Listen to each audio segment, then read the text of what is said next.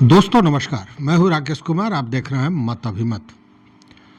मित्रों, कुछ जमीन के मालिक, विशेष श्रेणी के जमीन के मालिक लगातार परेशान थे। परेशान इसलिए कि उनको डर था कि कहीं यह जमीन सरकार छीन न ले, और वैसी घटना पहले हो भी चुकी है। जी हाँ, मैं बात कर रहा हूं टोपोलैंड की। टोपोलैंड की भूमि का कोई भी कागजात लोगों के पास नहीं है, और उसका कारण है कि टोपोलैंड जिस श्रेणी में आता है, मतलब कि जब सर्वे हुआ था तो उस समय सर्वे में वैसी भूमि जो सर्वे में शामिल नहीं हो सका था, जिसका कोई खाता खेसरा कुछ भी नहीं है, वैसे ज़मीन को टोपोलैंड कहते हैं।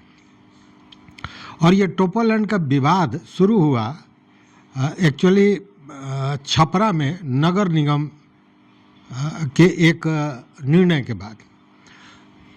एक व्यक्ति टोपोलैंड पर था, वो नगर निगम में गया घर बनाने के लिए, नक्शा पास कराने के लिए, और वहाँ नगर निगम ने कहा कि नहीं, हम नक्शा नहीं पास करेंगे, इसलिए कि यह सरकारी भूमि है। मामला हाई कोर्ट में गया और हाई कोर्ट ने ये कहा कि नगर निगम का काम ये नहीं है कि भूमि की मलकियत को तय करे। नगर निगम का काम है कि अगर नक्शा हर तरह से जो नियम है उसके तहत सही है तो उसको नक्शा का उसको पास करना चाहिए। खैर, ये तो अलग मामला है। ये छपरा का बात मैं इसलिए कहा हूँ कि छपरा पूरा शहर लगभग टोपोलैंड पर बसा हुआ है। टोपोलैंड क्या होता है उसके बारे में मैंने आपको बताया। तो टोपोलैंड पर ये हजारों एकड़ ज़मीन है, और यह जिन लोगों के पास है, जिन पर वो या उनके वंशज, या यूं कहे कि वर्षों से खेती करते आ रहे हैं, उनको भी भय है कि सर्वे में सारी ज़मीन सरकार छीन लेगी। लेकिन इसको लेकर एक बड़ी राहत की बात सामने आई है, राहत का समाचार मिला है। समाचार ये कि बिहार के उप मुख्यमंत्री सह कृषि मंत्री विजय सिन्हा ने एक बैठक बुलाई, अंतर विभागीय बैठक। उसमें कई विभाग के लोग शामिल हुए। उसमें राजस्व एवं भूमि सुधार विभाग के मंत्री संजय सरावगी भी थे, और साथ में वन एवं पर्यावरण मंत्री सुनील कुमार वह भी उपस्थित थे।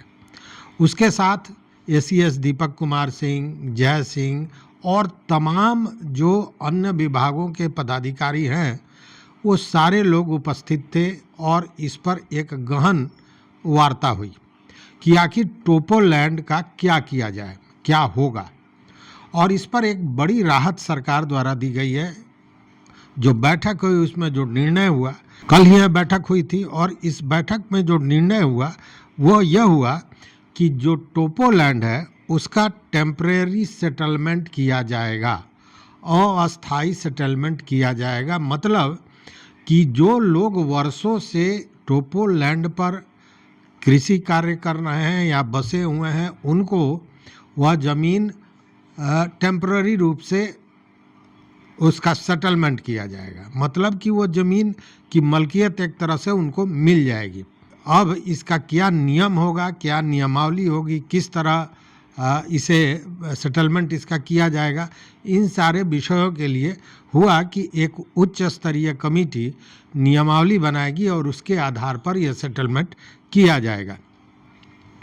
देखिए, ये जो पहल है टेम्परेरी सेटलमेंट का, देखिए कहने का मतलब है कि ज़मीन तो सरकारी है, लेकिन वर्षों से उस पर काम हो रहा है, उस पर लोग काम कर रहे हैं, कृषि कार्य कर रहे हैं लगातार। लेकिन चूंकि उसका कोई खाता खेसरा नहीं है, उन लोगों के पास कोई कागजात नहीं है, इसलिए ये सेटलमेंट की बात हुई कि टेम्परेरी सेटलमेंट किया जाएगा। लेकिन इसका असर क्या होगा कि जो ये बटाईदार हैं या फिर भूमिहीन किसान हैं और टोपोलैंड पर काम कर रहे हैं, इन लोगों को बड़ी राहत मिलेगी। तो सबसे बड़ी बात है कि ये जो डर था कि टोपोलैंड पर आप हैं तो सरकार वो ज़मीन छीन लेगी, इस डर से तो सबसे पहले मुक्त हो जाने की ज़रूरत है। क्योंकि सरकार छीनेगी नहीं, उसका सेटलमेंट करेगी, टेम्पररी सेटलमेंट। अब जो चूंकि कृषि विभाग की बैठक थी और उप मुख्यमंत्री विजय सिन्हा जो कृषि मंत्री हैं वो थे, सारे लोग थे, वन एवं पर्यावरण जलवायु मंत्री भी थे सुनील जी, राजस्व एवं भूमि सुधार मंत्री थे। तो एक बड़ी चर्चा जो सामने आई जिससे लगभग पूरा बिहार और उत्तर बिहार के लोग तो भारी परेशान हैं, वो किस तरह किसान अपने फसल को बचाएं, अपनी आजीविका को किस तरह बचाएं, इसको लेकर त्राहिमाम मचा हुआ है। और वो है घुड़परास। घुड़परास मतलब नीलगाय।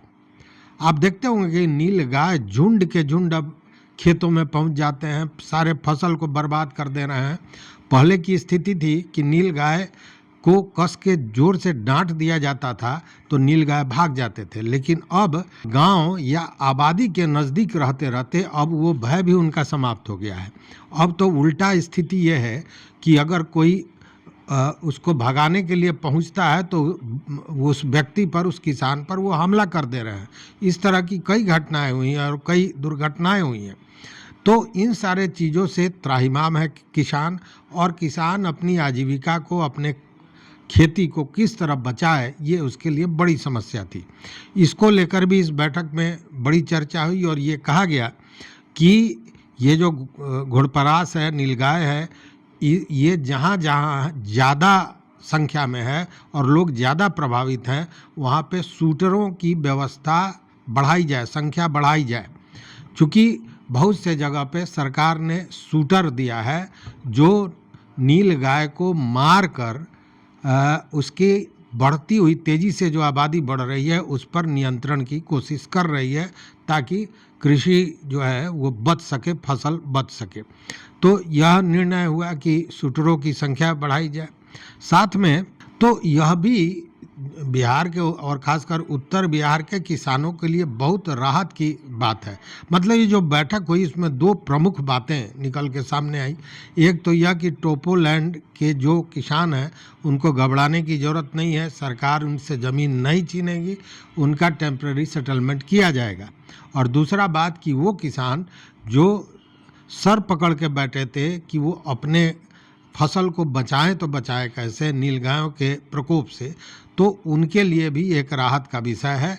और जो टोपोलैंड है उसके लिए एक समिति, एक उच्च स्तरीय समिति उसके नियमावली को बनाएगी और यहाँ पे शूटरों की संख्या बढ़ाई जाएगी। तो मुझे लगा कि ये हमारे वैसे जो दर्शक हैं जो टोपोलैंड पे काबिज हैं उनके लिए बड़ा महत्वपूर्ण है। तो देखते रहिए मत अभिमत। मित्रों, चैनल पर नए हो तो सब्सक्राइब कीजिए, लाइक कीजिए, दोस्तों के साथ शेयर कीजिए और अपना विचार जरूर दीजिए। बहुत बहुत धन्यवाद, कोटिशा आभार।